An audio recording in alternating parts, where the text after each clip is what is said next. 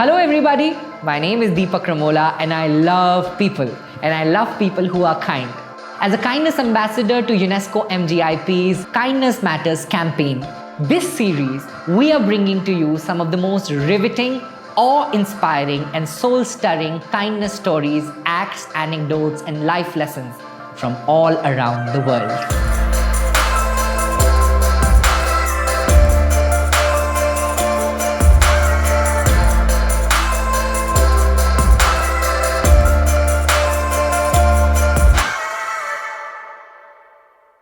One of the most imperative yet underrated acts of kindness is the kindness towards self.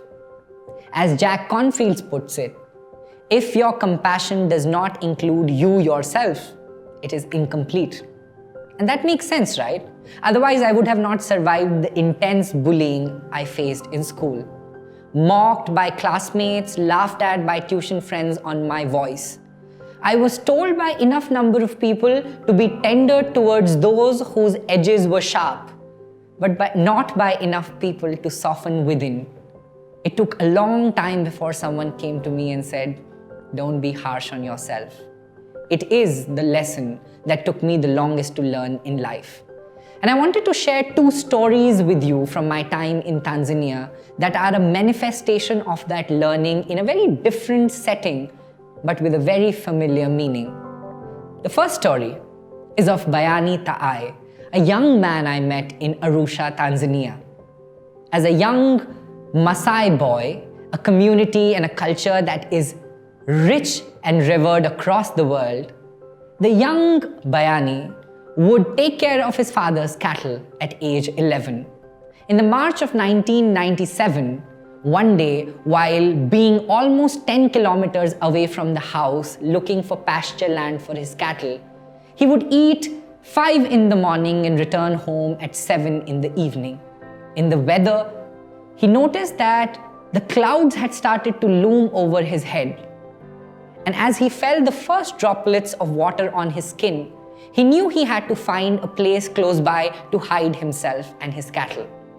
Soon after looking for a place, Biani was able to find a structure that became his cover almost every day from the rain. One particular day, he heard sounds coming out of that structure. He went inside and to his surprise, saw people very much his age sitting down and studying. Naive Biani asked them, "What are you doing here, brother?" And they replied saying, "This is a school, we are studying." He said, "Can I too come to a school and get educated?" The reply from the other person morphed itself into Biani escaping the daily chores, letting his cows graze out in the open, and sneak into the school and attend every class.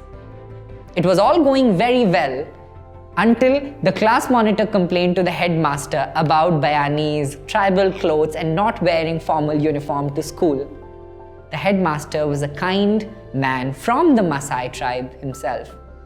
He asked Biani the name of his father and wrote a letter pleading his father to send the boy motivated to study formally to school. When the letter arrived, Biani's father was far from being pleased. He in fact beat him up. But Biani was adamant about getting educated.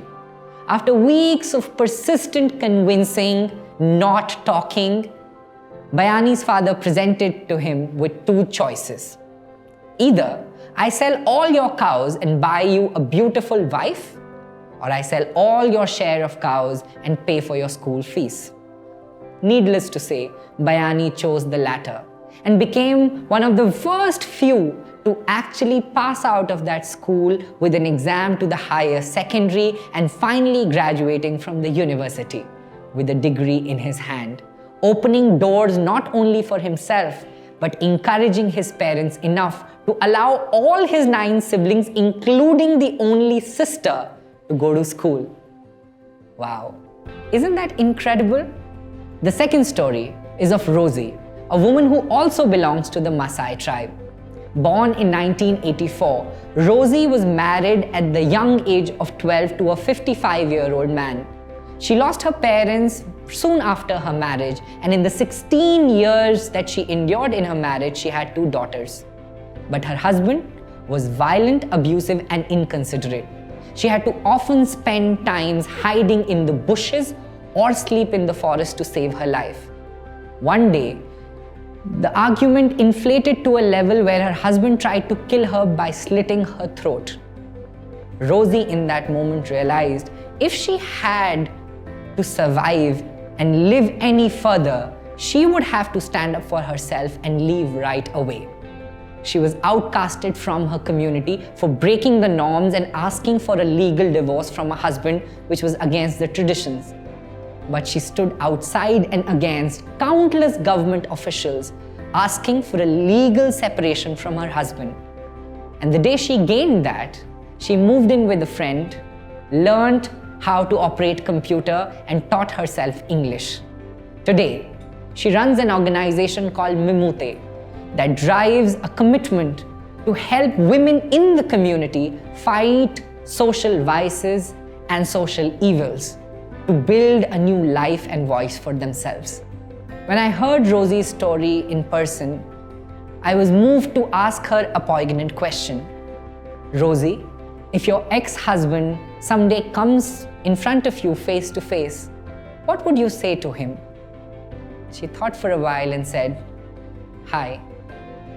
I would just say hi, and that should be enough. Isn't that wonderful? It reminds me of the Danny K quote, "You cannot love the world until the least you have settled for is yourself." So all of you who are watching this, host yourself at the table of self-kindness. Lay out a wooden table polished by the afternoon sun, with its legs spread out like your toes on naked grass, seeking out the abundance of what magnifies your spirit and cheers the act of solitude for you as much as you do for the collective. The wisdom is in the dessert section. Wait for it. In the meantime, immerse yourself in the menu. Nibble on the starters and keep an eye out for the main course. And every time doubt walks in, remind it that you're still at the table and you won't walk away hungry.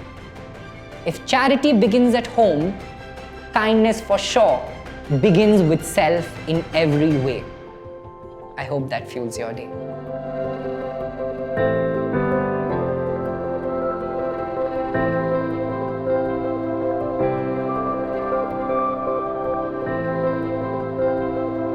Hi there!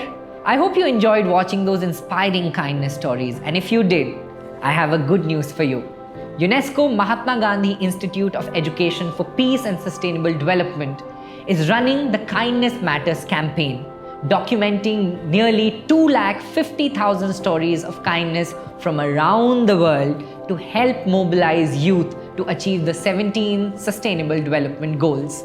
If you have a story of kindness that can inspire and encourage others to follow suit, or you know of someone around you whose work has tirelessly been a beacon of light in your life, then submit that story in our database. Head to the link below and give your kindness stories.